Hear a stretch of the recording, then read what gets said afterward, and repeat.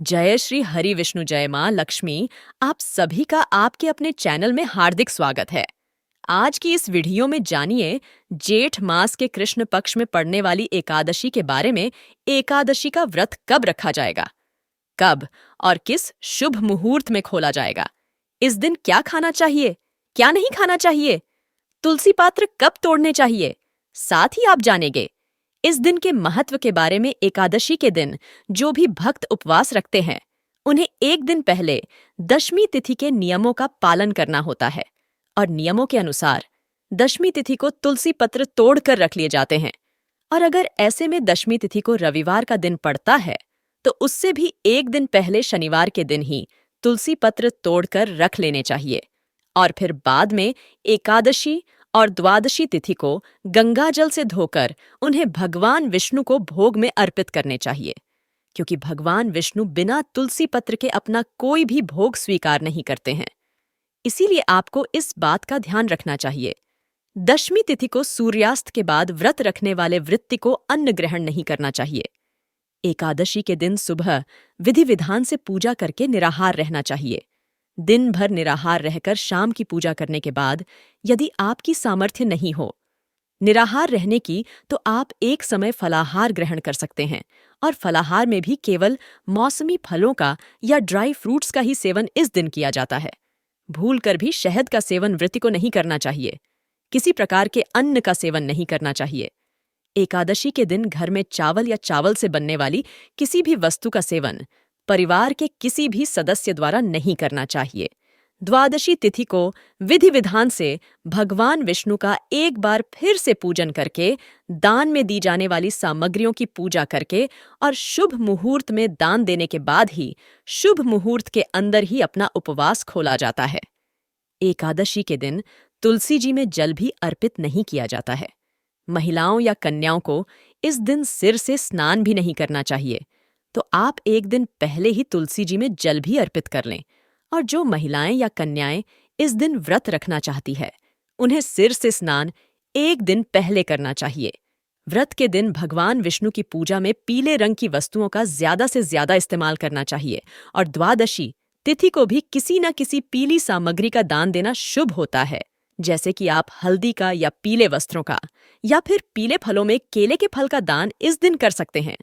इस बार एकादशी की तिथि प्रारंभ होगी 2 जून रविवार की सुबह 5:05 इससे पहले तक दशमी तिथि रहेगी और एकादशी की तिथि समाप्त होगी 3 जून सोमवार की सुबह 2:41 पर, क्योंकि एकादशी की तिथि इस बार 2 दिन रहने वाली है। ऐसे में इस बार दोनों ही दिन एकादशी का उपवास रखा जाएगा। 2 जून रविवार को पड़ने वाली एकादशी का व्रत दशमी तिथि युक्त एकादशी का रहेगा और ऐसे में जो भी गृहस्थ जन हैं वह इस दिन उपवास रख सकते हैं। लेकिन जो भी वैष्णव लोग होते हैं या जिन्होंने गुरु मंत्र की दीक्षा ली होती है उन्हें द्वादशी तिथि मिली हुई एकादशी का व्रत रखना चाहिए। ऐसे में आप चाहे तो 2 जून रविवार का व्रत भी रख सकते हैं, लेकिन मोक्ष प्राप्ति की इच्छा रखने वाले सभी भक्तों को द्वादशी तिथि युक्त एकादशी का ही व्रत रखना चाहिए। इसीलिए इस बार 3 जून सोमवार को भी एकादशी का व्रत रहेगा, जो कि वैष्णव एकादशी होगी। इस दिन भले ही एकादशी तिथि सुबह ही समाप्त हो गई हो, लेकिन यह एकादशी बहुत ही शुद्ध एकादशी मानी जाती है। व्रत रखते समय आपको इस बात का भी ध्यान देना चाहिए कि अगले दिन द्वादशी तिथि पर सुबह के समय हरिवासर ना हो। यदि सुबह के समय हरिवासर होता है तो उस समय व्रत नहीं खोला जाता है। हमेशा हरिवासर समय समाप्त होने के बाद व्रत खोला जाता है। ऐसे में अगर आप 2 जून रविवार को एकादशी का व्रत रख रहे हैं तो आपको 3 जून को थोड़ी देर से व्रत का पारण करना होगा। द्वादशी तिथि प्रारंभ होगी 3 जून सोमवार की सुबह 2:42 से और इसी के साथ हरिवासर का समय भी शुरू हो जाएगा। शुरुआत के 5 से 6 घंटे का समय हरिवासर रहता है और द्वादशी तिथि समाप्त होगी 4 जून मंगलवार को, यानी कि 3 जून सोमवार की ही मध्यरात्रि 2:18 पर हरिवासर का जो समय है वह 3 जून सोमवार को सुबह 8:30 पर समाप्त होगा। इससे पहले तक आप उपवास नहीं खोल सकते क्योंकि हरिवासर रहेगा। ऐसे में जिन्होंने भी 2 जून को एकादशी का उपवास रखा है उन्हें 3 जून सोमवार को सुबह 8:35 से 9:05 55 मिनट के बीच में एकादशी का उपवास खोलना चाहिए। यदि किसी कारण से आप सुबह के समय उपवास ना खोल पाएं, तो आप दोपहर 1 बजे से 3 बजे के बीच में अपना उपवास खोल सकते हैं।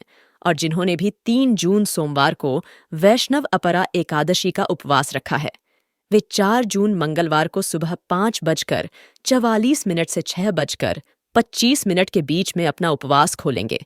इस समय आपको अपने व्रत का पारण करना होगा। आप हमेशा पारण मुहूर्त से पहले पूजा कर ले, भगवान को भोग लगा ले, और जब पारण मुहूर्त हो उस समय आप विधि विधान से, यदि आपकी सामर्थ हो तो किसी ब्राह्मण देवता को, किसी पुजारी को या किसी वैष्णव को अपने घर पर आमंत्रित करके उन्हें भोग प्रसाद दें, और उसके बाद तुलसी पत्र और जल से अपना उपवास खोल सकते हैं। दोस्तों, अपरा एकादशी की व्रत कथा को सुनने से अपार धन संपत्ति की प्राप्ति होती है। भगवान श्री लक्ष्मी नारायण जी अपने भक्तों का घर अपार धन संपत्ति से भर देते हैं। आज के इस वीडियो में हम आपको वही कथा सुनाएंगे जो भगवान श्री कृष्ण जी ने धर्मराज युधिष्ठिर जी को सुनाई थी, और कथा सुनने के बाद अपरा एकादशी की संपूर्ण पूजा, विधि, महत्व, नियम और एकादशी तिथि की संपूर्ण जानकारी देंगे। और साथ ही साथ यह भी बताएंगे कि एकादशी के अगले दिन व्रत का पारण कितने बजे करना शुभ होगा और व्रत क्या खाकर खोले। तो आइए भगवान श्री लक्ष्मी नारायण जी के चरणों का ध्यान करते हुए अपरा एकादशी की व्रत कथा को सुनते हैं। आप सबसे हमारा निवेदन है कि इस कथा को पूरा सुनिए और कमेंट में जय श्री राधे कृष्ण अवश्य लिखिए। धर्मराज युधिष्ठिर भगवान श्री कृष्ण जी से कहते हैं, हे प्रभु, ज्येष्ठ माह की कृष्ण पक्ष की एकादशी का क्या नाम है, उसका महात्म्य क्या है, इसमें किस देवता का पूजन किया जाता है तथा इस व्रत को करने का क्या विधान है? कृपा कर यह सब मुझे विस्तार पूर्वक बताइए। तब भगवान श्री कृष्ण जी कहते हैं, हे युधिष्ठिर, ज्येष्ठ माह के कृष्ण पक्ष की एकादशी का नाम अपरा है, क्योंकि यह अपार धन और पुण्यों को देने वाली तथा समस्त पापों का नाश करने वाली है। जो मनुष्य इसका व्रत करते हैं उनकी लोक में प्रसिद्धि होती है। अपरा एकादशी के व्रत के प्रभाव से ब्रह्म हत्या, प्रेत योनि, दूसरे की निंदा आदि से उत्पन्न पापों का नाश हो जाता है।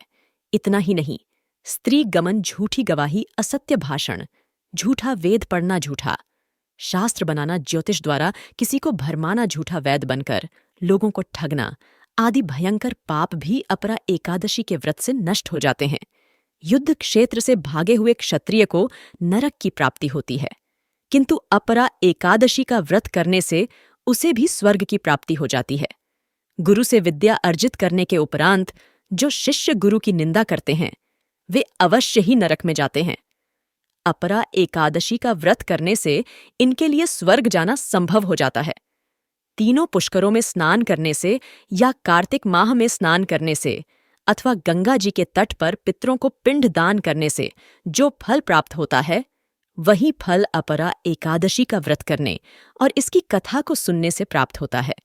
बृहस्पति के दिन गोमती नदी में स्नान करने से, कुंभ में श्री केदारनाथ जी के दर्शन करने से तथा बद्री आश्रम में रहने से तथा सूर्य ग्रहण एवं चंद्र ग्रहण में कुरुक्षेत्र में स्नान करने से जो फल सिंह राशि वालों को प्राप्त होता है, वह फल अपरा एकादशी के व्रत के समान है।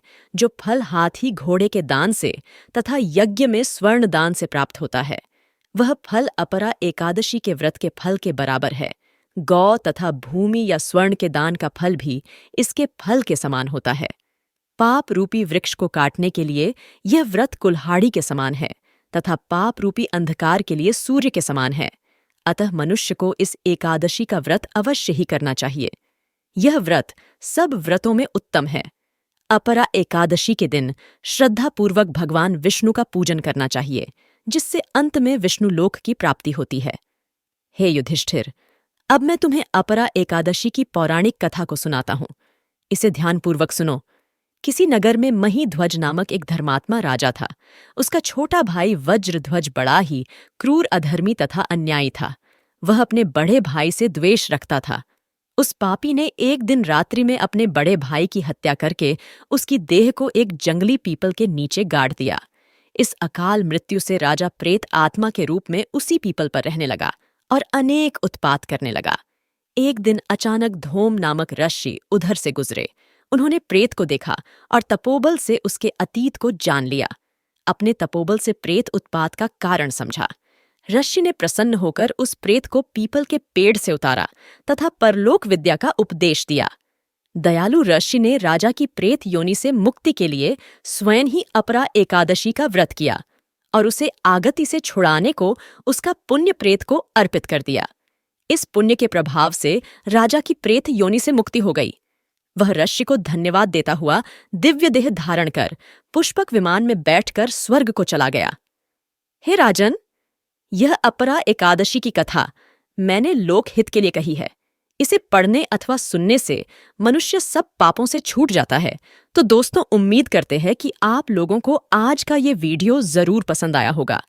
अगर वीडियो पसंद आए तो इसे लाइक कीजिए, अपने फ्रेंड्स एंड फैमिली के साथ ज्यादा से ज्यादा शेयर कीजिए और अगर आप इस चैनल पर पहली बार आए हैं तो चैनल को सब्सक्राइब करके बेल आइकॉन जरूर प्रेस कर दीजिएगा, जिससे कि आपको नए वीडियो की नोटिफिकेशन सबसे पहले प्राप्त हो। तो दोस्तों, मिलते हैं आपसे नेक्स्ट वीडियो में।